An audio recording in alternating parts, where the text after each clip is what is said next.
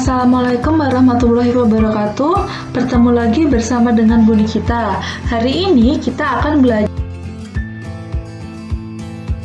jaringan otot.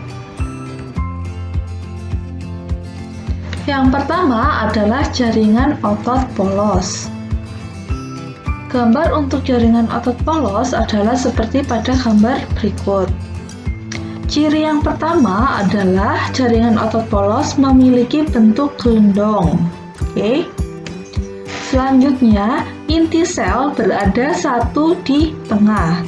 Yang Ibu kasih tanda merah-merah ini adalah inti selnya. Kemudian, sifat dari jaringan otot polos ini adalah tidak sadar. Kenapa tidak sadar? Karena letaknya berada di saluran pencernaan. Bayangkan saja kalau misalnya otot polos ini sifatnya sadar. Ketika kalian memakan makanan dan masuk ke dalam lambung, kan kalian nggak sadar proses yang ada di lambung itu ngapain aja. Kalau misalnya kalian sadar nyuruh lambung itu berhenti, apa yang bakalan terjadi? Seperti itu. Selanjutnya, yang kedua adalah jaringan otot lurik. Gambarannya seperti pada gambar berikut. Ciri yang pertama, bentuknya adalah silindris panjang. Yang kedua, inti selnya itu banyak dan biasanya itu ada di tepi.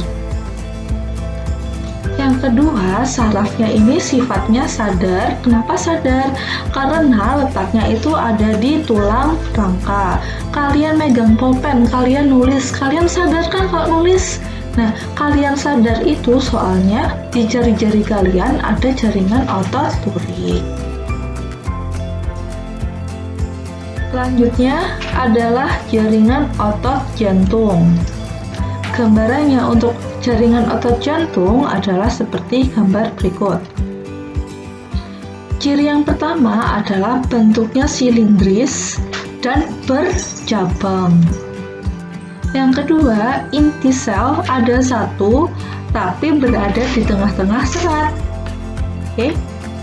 Kemudian, sifatnya tidak sadar. Kenapa tidak sadar? Karena letaknya ada di jantung. Selanjutnya yang akan kita pelajari adalah jaringan saraf. Untuk gambar dari jaringan saraf kurang lebih seperti pada gambar berikut. Nah, gambar yang pertama adalah dendrit. Dendrit itu cabang-cabang ini. Fungsi dari dendrit yaitu untuk membawa rangsangan masuk ke badan sel. Jadi ketika ada rangsangan, ketika tangan kalian disentuh, maka yang pertama yang akan bekerja adalah dendrit. Kemudian dendrit akan menghantarkan gerakan sentuhan tadi ke badan sel. Kemudian setelah ke badan sel dilanjutkan ke akson. Akson itu seluruhan ini.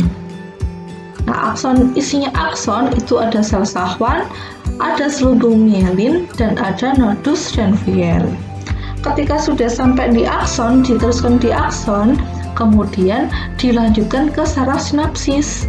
Nah, saraf sinapsis ini yang berfungsi ketika kalian merasakan sentuhan atau mungkin merasakan panas, kesakitan, itu ada di saraf sinapsis ini.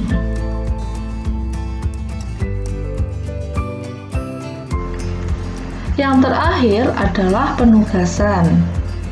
Untuk penugasan, silahkan kalian kerjakan penugasan yang tertera di deskripsi box di bawah ini. Jika ada yang tidak kalian pahami, silahkan tanya ke Budi kita. Sekian, terima kasih. Wassalamualaikum warahmatullahi wabarakatuh.